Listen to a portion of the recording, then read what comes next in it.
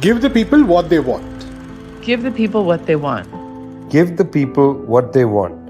Your weekly movement news roundup. You're with Give the People What They Want. That's Zoe and Prashad from People's Dispatch. I'm Vijay from Globetrotter. Show 154. 154 seems like a lot of shows, but if you look back and think about what kind of things we've covered, there's been a lot of war that's been on the table. It's pretty shameful how frequent we have to cover war and so on. You know, it's a pretty shameful situation, but nonetheless, that's where we are. Reports coming from Gaza continue to be horrific.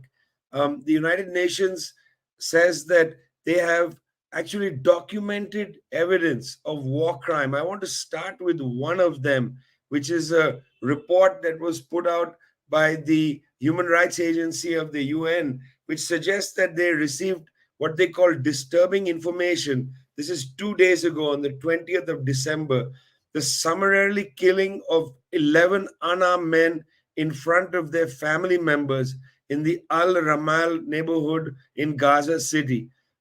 What they said is between the night of the 19th December into the 20th, the Israeli Defense Force surrounded and raided the Al Auda building. This building is in the Al Ramal neighborhood. 3 related families were taking shelter in that building, in addition to the Anand family, the main family that lives in the building. The Euromed Human Rights Monitor, UN, and others interviewed and saw sources telling them that the Israeli Defense Forces entered the building, separated the men from the women and children, and then shot and killed 11 of the men, most of the men aged in their late 20s and early 30s, in front of their family members. Then, allegedly, they ordered the women and children into a room and either shot at them or threw a grenade into the room, reportedly seriously injuring some of them, including an infant and a child. This entire incident, the reason I'm describing the entire incident, this is one incident. In the last 48 hours or so, 300 Palestinians have been killed, but this is one incident where there are eyewitnesses who document one particular war crime. This is again part of a process of wiping out either entire families or the men in a family, wiping them all out. But there's something egregious in this, of going into an apartment building, separating men and women, and then killing the men in front of the women. Feels like something from another planet, something that has been conjured up by a novelist. Doesn't seem real at all, but indeed, this is where this war has gone, continues to be like that. The UN has now shown that around 20,000 people have been killed in Gaza. That's 1% of the population. I've been over this before on Give the People What They Want. 1% of a population, by and large, okay, that just seems like it's not such a big amount of people. But I want you to consider, if you take a population, say United States, 300 and some odd million, 1% is a lot of people. 1% of Gaza is a lot of people. And as I mentioned to you already in the last show, they are wiping out entire families for whom it's not 1% that's being killed, but 100%. United Nations, again, trying to pull together various forces to talk about ceasefires and so on. This idea just falls off the table. They've come up with some new terminology, really strange language: sustainable ceasefire, humanitarian pause. These are new words. They don't really mean anything. What is a sustainable ceasefire? That's the phrase used by Lord David Cameron of the United Kingdom, giving the reason why the UK decided to abstain on the vote on the ceasefire in the UN. Meanwhile, got to be said that this war has escalated into the region. It has escalated certainly into the Red Sea, the Gate of Tears, where the Yemeni forces are beginning to mine the waters, warning the United States that if US ships come near, the Yemenis will fire at them. In fact, there are reports of Yemeni forces already firing out into the Bab al Mandab towards what they see as hostile militaries that are coming close to the waters of Yemen. If Ansar Allah in Yemen is taking this kind of position, Hezbollah in the region, in the southern region of Lebanon, also very active, ready to continue this fight. One of the great dangers of not having a full ceasefire now is that this is going to become, and indeed already has become, a regional war. That's where we are in Gaza. But again, let's not forget, this is one war of many that we've been covering. Another conflict, a serious conflict, has been in the eastern part of the Democratic Republic of the Congo. Well, the Democratic Republic of the Congo just had another election. This is the second civilian transfer of power in that country. Prashant, what happened in the Congo's election? Right, that's a very good question, because the Congo's election, which is supposed to be held on one day, that's the 20th of December, went into the second day, that's the 21st, because the sheer amount of chaos that accompanied the process, voters finding it difficult to vote, some reports of violence as well. And the important thing to note is that this was predicted way back, because the completely chaotic way in which the elections had been organized, there had been a revamp of the electoral roll system. A lot of irregularities reported by activists, which People's Dispatch also has covered. A few days ago, we did have a report by our colleague Tanupriya on the context in which the DRC elections are being held. And it's very important to note 2 or 3 elements as far as these elections are concerned, one of which, of course, is what Vijay you mentioned, which is the conflict in the eastern part. The M23 rebel group, backed very clearly by Rwanda, a close ally of the United States and close ally of the United Kingdom. Of course, we've been hearing about the Rwanda deal for some time now. But Rwanda has been backing the M23 rebels, which have played a huge role in continuing warfare in that region, despite multiple declarations of truce, despite all these attempts by regional forces to sort of bring about some kind of a truce. The war has continued with the explicit backing of Rwanda. That is one aspect of it. And now the second aspect is that Felix Tshisekedi, the incumbent president who's seeking a second term, is viewed by a large section of the population as very compromised, starting from the fact that the last election in 2018 itself was viewed as compromised because of a deal he struck with the former President Joseph Kabila. And the deal between Tshisekedi and Kabila is believed to be the reason so activists have actually contested the fact that Tshisekedi even won the elections, but that it was basically a result of a backdoor negotiation between key regional powers, between Kabila and Tshisekedi, which allowed Tshisekedi to sort of become the president. So here we have a president who from day one, his whole legitimacy to remain in power has been questioned, and now he's seeking a second term at a time when the M23 rebellion backed by Rwanda has considerably sort of, caused huge amount of number of deaths. The government's own forces responsible for attacks on civilians, including a massacre recently. But like our colleague Kambale Musawi has mentioned in his article, that ultimately this election, as other elections in the past, are really a test, a question for the sovereignty of the people of DRC, who are in this, in this strange but not so strange position of having, of sitting on top of one of the vastest mineral resource hordes in the world, but are suffering from immense poverty. And it's basically the companies, the multinationals, who are benefiting, and the attacks by Rwanda backed attacks, for instance, are seen as a pretext for this kind of mass looting of resources, while the people who are supposed to have sovereignty over these resources are not able to, in any sense, benefit from them. And not only that, are also not able to even have the sovereignty to elect their own leaders. So this, I think, has been the real challenge for the people of DRC over the past many years. We have seen this continuously raised by activists. We have seen this call for justice for Congo, for starting from the genocide that took place in the late 90s, in which Rwanda and Uganda were involved. And to this day, these countries, as well as other countries in the region, interrupting the sovereignty or disrupting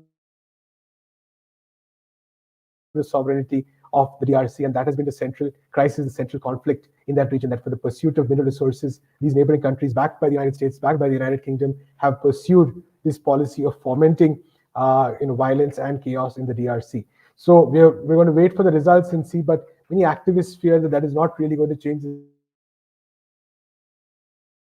situation on the ground. This question of sovereignty, this question of control over your destiny, this question of control over your resources, this question of building a better life, of eliminating poverty, it requires the people to be able to not face this kind of a proxy war, and that will still remain the fundamental question in the DRC even after these elections. One of the great loan words from Hindi or Hindustani into English is the word loot. This word comes into English after the rebellion of 1857-58 was crushed by the British forces, allied by the royal families of the region. And afterwards, the troops were told they could go and loot the people whom they had overthrown. Well, Congo is a country, the Democratic Republic of Congo, experienced immense looting. And now Argentina, with its new president in power, has decreed a number of things. Open door for the looting of Argentina, Zoe. Mr. Milei, Mr. Loot. Yeah, and I think I'll just warn everyone right now, I think we're going to be talking about Argentina a lot, because the level with which Milei has been empowered to take forward the most backwards economic policies against a population that's already reeling from an economic crisis is really ridiculous. And of course, this is going to be confronted by the mass organizations on the streets. And that's exactly what we've seen so far. Again, in these, now it's been 12 days of Milei in office, and he has, by decree, essentially implemented a series of legislations. One in particular, which is the labor form, which again, he implemented by decree and modifying 300 labor regulations affecting 11 labor laws. And this is largely attempting to just right off the bat hit people where it hurts, affect, for example, how much they're paid for overtime, change, for example, how much they're compensated if they're fired or let go, change, for example, who is allowed legally to strike. This is a trend that we've seen across the world, that people understand that there is going to be a response from the streets, and that the executive, as much as possible, has to do everything that it can to make sure that people's right to strike, their right to protest, their right to demand better conditions is done in the most vulnerable way possible. So, for example, these modifications to the labor laws says that there's certain activities that cannot fully go on strike, and that if they do go on strike, they face penalties. And we've seen this, again, we've seen this in many different countries across Europe. And this is clearly preparing for the scenario where people's economic situations are going to be in a very bad state. Even Milei himself has said these months are going to be bad. We saw last week, we started off with, the currency devaluation, the cutting of the state budget. Now we're seeing, okay, in order to prepare for this scenario where we know that people are going to be pushed further into poverty, now we're going to take away their right to strike. We're going to make sure that every single hard fought for victory, the labor rights, having access to overtime pay, all of these other things, which not even all of the Argentine population even enjoys, because of course we know that so many people are employed in the informal sector, but these few rights, which a small portion of the working class even has access to, even those are just being completely taken away. But again, we have seen such a strong response on the streets already. Day-long protests, the famous piqueteros are back. We're going to see a period of high mobilization in Argentina. Of course, this is seeing people are going to be suffering even more, but I think we're going to see a rebuilding of workers' power, a rebuilding of organizations. And December is a historic month for Argentina. It marks, of course, the uprising in 2001, where they actually drove a president out of office. We know the Argentinian people are capable, so I think we're going to see some very, very interesting months. People are not happy with what Milei is doing. And again, as you said, he's also opening the door for deregulating the financial markets. It's across the board, hitting people where it hurts and making it possible for big capitalists to get away with what they want. Yeah. You're with Give the People What They Want, brought to you from People's Dispatch. That's Zoe and Prashant. I'm Vijay from Globetrotter. Really happy to be with you. This is 154th show. The next two topics we're going to touch on are, in fact, a little related. They're related because they have to do with individuals who have been caught up in the kind of, let's call it, the imperialist struggle. I can't think of a less ideological phrase that is being taken place around the world. The first is, of course, Julian Assange, who remains in Britain, and Prashant is going to take us there. But then after that, Alex Saab, who was a Venezuelan diplomat. Zoe will go there after that. I mean, a case of great sorrow, Prashant. The other, well, there's a little bit of good news, but why don't we go to Assange first? A case of some tribulation. Right, Vijay. Of course, we just got to know a few days ago that Julian Assange's appeal will be heard by a two-judge bench of the High Court of Justice in the United Kingdom. This is on after the 20th of February. It's a two-day hearing, and this will basically be challenging. Julian Assange will be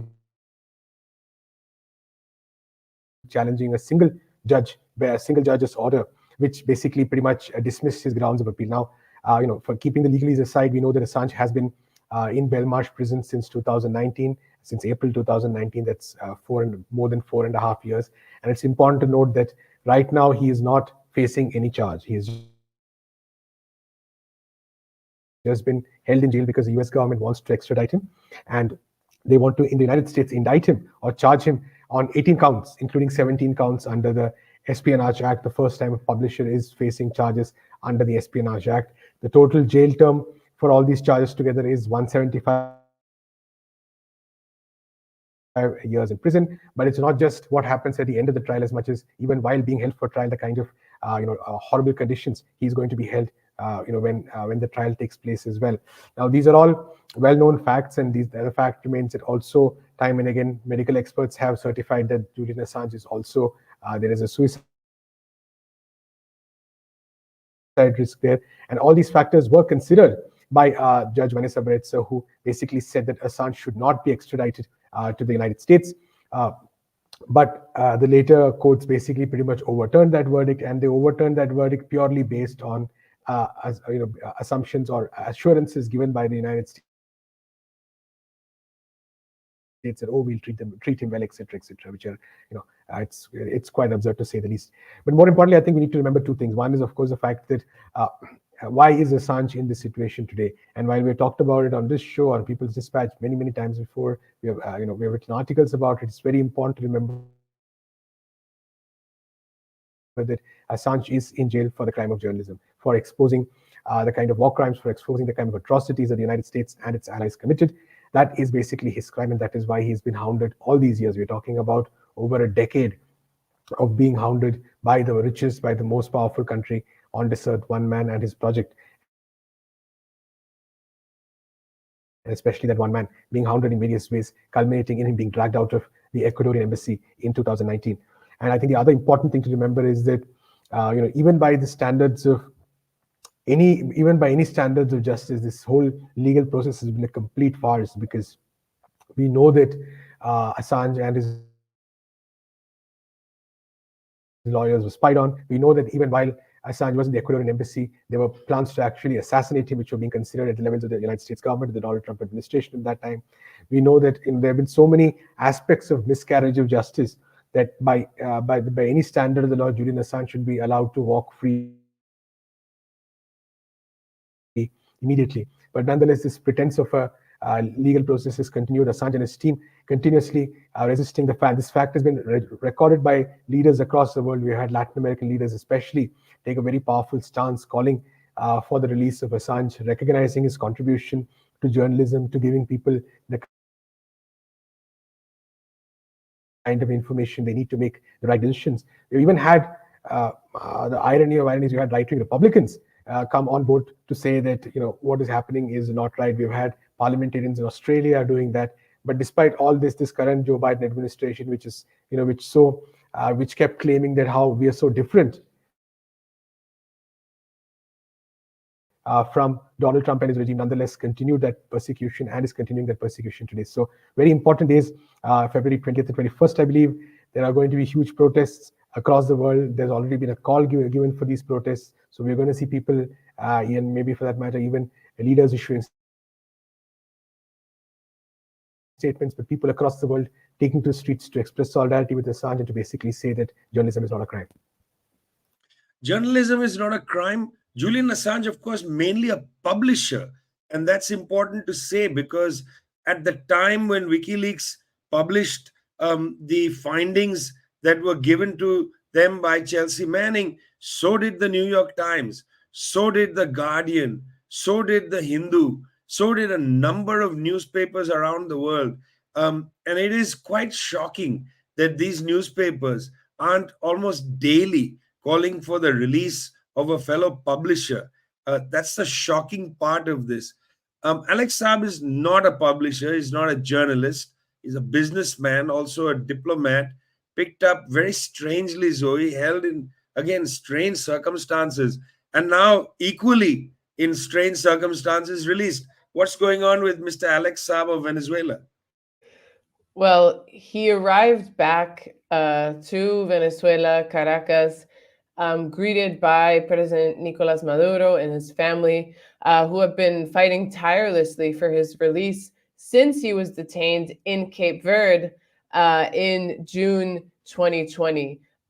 So he has had a very complicated road, to say the least. Alex Saab is a Colombian businessman who started working with the Venezuelan government, and he was a very crucial element, a very crucial person in essentially negotiating deals that would help kind of break the sanctions. So when you're a country like Venezuela and you're facing one of the harshest sanction regimes that exists today, not currently, but at the time, from about 2016 to 2020, 21, Venezuela was essentially banned from doing business with anyone.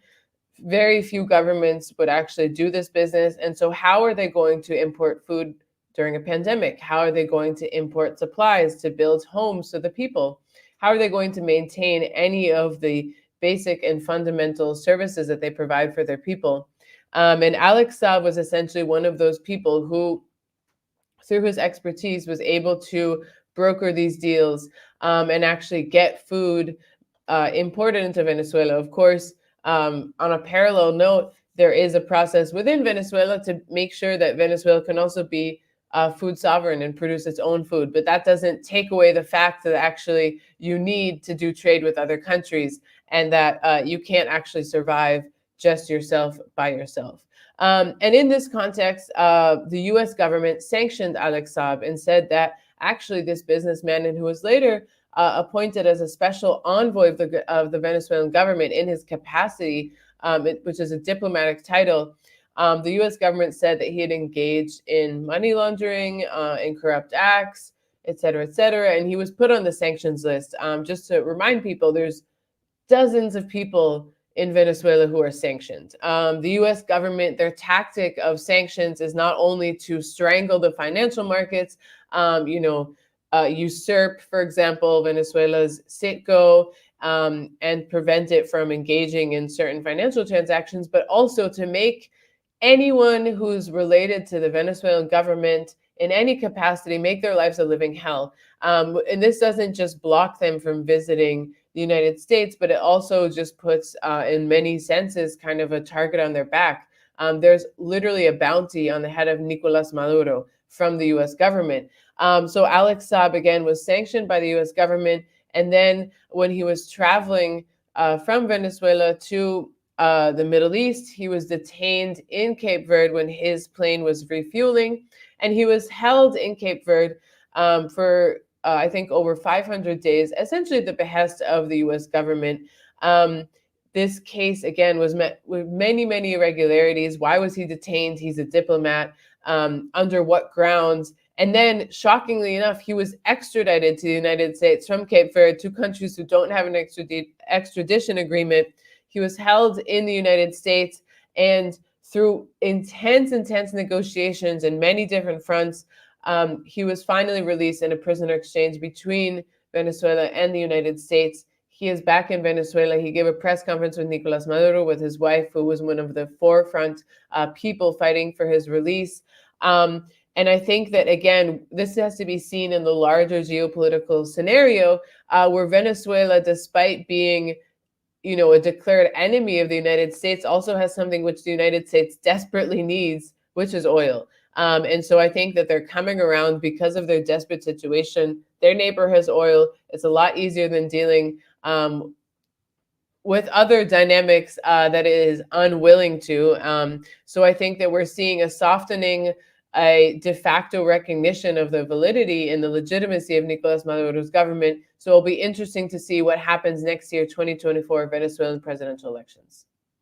Well, so these sanctions on Venezuela, pretty harsh.